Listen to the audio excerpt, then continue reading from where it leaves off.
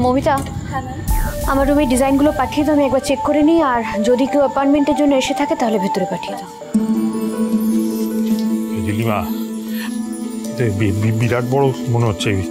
আমি একাকি ওনার সঙ্গে কথা বলতে পারবো? একদম পারবে। যেটা শোনো, যে জায়গায় না বিরাট বিরাট ব্যাপার ওসব দেখায়, তুমি যাও। পারবে।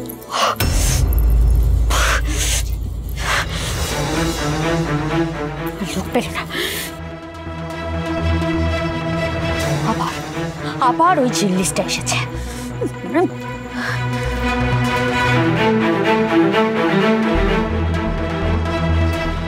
শোনো, শুধু ওই বুড়োটা ছাড়া যেন ভেতরে কেউ আসতে না পারে। কারেক্ট? দাঁড়ান, কোথায় যাচ্ছেন আপনারা? ভেতরে। আপনি যে বললেন আপনি একা যান, ফাইলটা আমায় দিন। আচ্ছা, একটা কথা বলার ছিল, মানে বুঝতেই তো পারছেন বয়স হয়েছে, একটা বয়স্ক মানুষ। ম্যাডাম তো একজনকেই পারমিশন দিয়েছেন। আচ্ছা ঠিক আছে।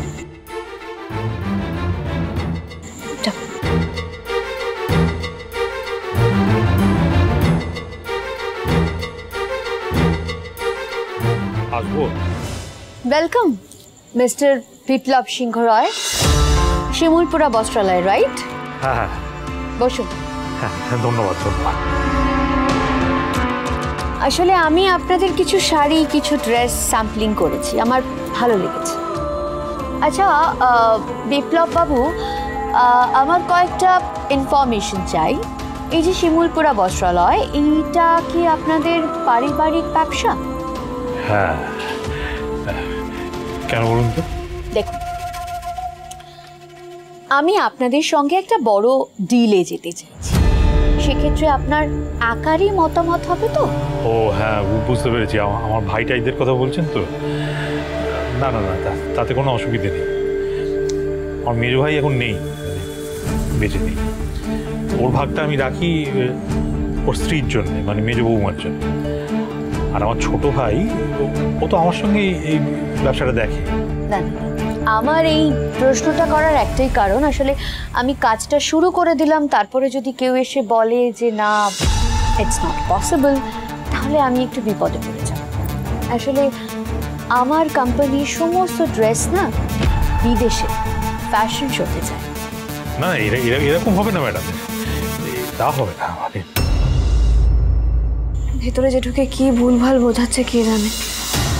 আজকাল এত ফ্রড হচ্ছে না চারিদিকে, যদি কোনো ফর্ম যেখানে ভুলভাল লেখা থাকলো ওখানে যদি জেঠুকে দিয়ে সই করিয়ে নেয়। চিলি, আমি বলছি ভেতরে কোনোভাবে ঢোকা যাবে না?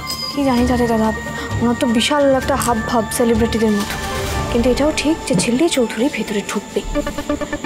দাদা এক্সকিউজ মি, অ্যাকচুয়ালি উনি আমার দাদা, উনি বলছেন ওনার না অনেকক্ষণ ধরে পেয়েছে, ওনাকে নিয়ে একটু ওয়াশরুমে যাবেন? হ্যাঁ দাদা, একটু প্লিজ।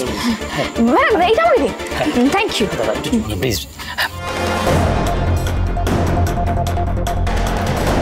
ম্যাডাম, আমাদের শিমুলপুরা তো একটু মফস্বল, আপনি হঠাৎ করেই মানে মফস্বলে মানে শিমুলপুরা বস্ত্রালয়কে বেছে নিলেন কেন, সেটা জানতে ইচ্ছে হচ্ছে।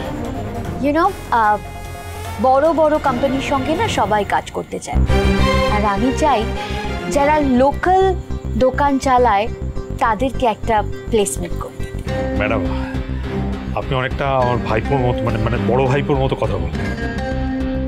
বটেই তো, আমি তো সেই জন্যই এইসব রাবিশ কথাবার্তা বলছি, যাতে আপনি ভালো করে মুরগি হন। আমার এক্স ফাদার ইন ল। ওহো, এইবার মনে হচ্ছে আমি খেলাটা পাকিয়ে এনেছি। গুটি পাকা ঘরে ঠুকবে ঠুকবে করছে। একে আপনি এখানে কি করছেন? Security, security! পাকা ঘরে গুটি উঠবে আর ঝিল্লি এসে কাট করে দেবে।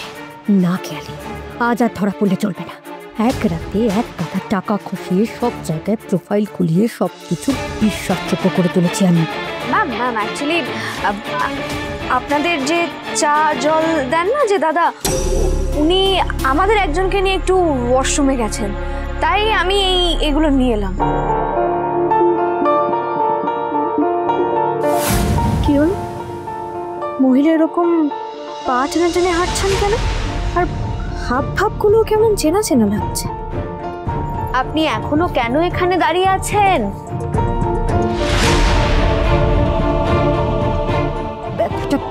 ঢোকাচ্ছে। তোমার জন্য চিল্লিস আমার হাত পা মুচকে গেল।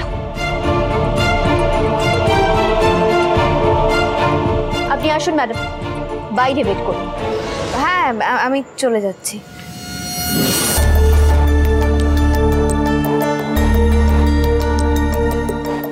যা বলছিলাম বিপ্লববাবু, হ্যাঁ ম্যাডাম। আমি আপনার সঙ্গে ইয়ারলি 12 কোটি টাকা ডিলে যেতে চাই। কত 12 কোটি বছরে, মানে মাসে 1 কোটি করে? একদম ঠিক ধরেছেন। প্রতি মাসের শুরুতে আপনার কাছে 50% টাকা আগে চলে যায়। ইন দ্যাট কেস 15 ডেজের মধ্যে আপনাকে আমায় সম্পূর্ণ মাল ডেলিভারি করতে হবে, আর তারপর আপনি মান্থ এন্ডে পুরো টাকাটা পেয়ে যাবেন। আমি এভাবেই কাজ করি, আপনি কাউকে জিজ্ঞাসা করে নিতে পারেন। আর প্রথম মাসে আমি আপনাকে একটু বেশি সময় দেব আপনার সেট আপটা রেডি করার। 12 কোটি টাকার বিরাট ব্যাপার।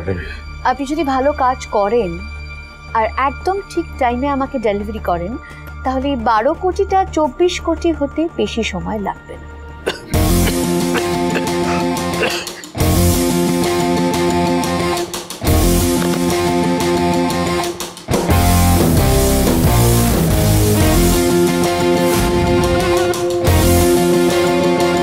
প্রথম মাসের 50% টাকা অ্যাডভান্স।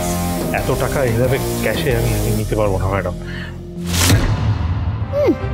আপনার অনেস্টি আপনি ধুয়ে খান। এমন ডোবাবো না, 5 কলা আছে 50 লাখ। আমি তো জানি আপনি নেবেন না।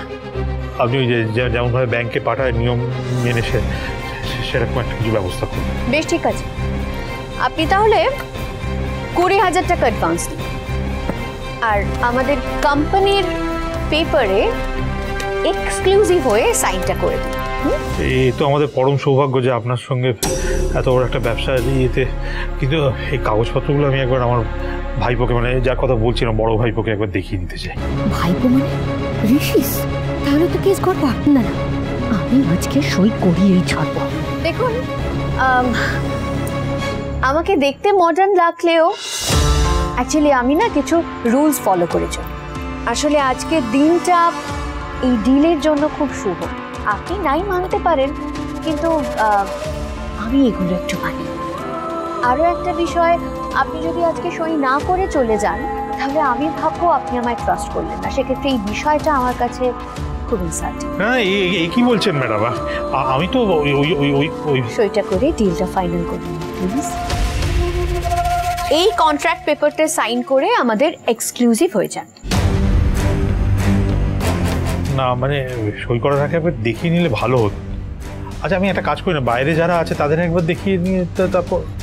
অ্যাকচুয়ালি আমার কোম্পানি কিছু ব্র্যান্ড নিউ শোয়ে নাম দেবে, আর এইসব কাগজপত্র খুবই কনফিডেন্সিয়াল। অ্যাকচুয়ালি আমি এই কাগজপত্র আমার কোম্পানির লোককেও দেখাইনি। সেক্ষেত্রে বাইরের লোকদের দেখানোটা, আপনি চাইলে আপনি ভালো করে পড়ে নিন না, আমার কোনো অসুবিধা নেই। একটু ধীরে সুস্থে আমি ভালো করে পড়ে পড়ুন, ভালো করে দেখুন।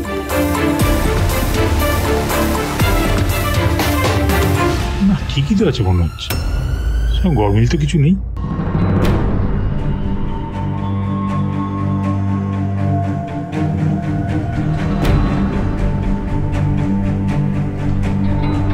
এটা হলো আপনার কোম্পানির সঙ্গে আমাদের ডিল।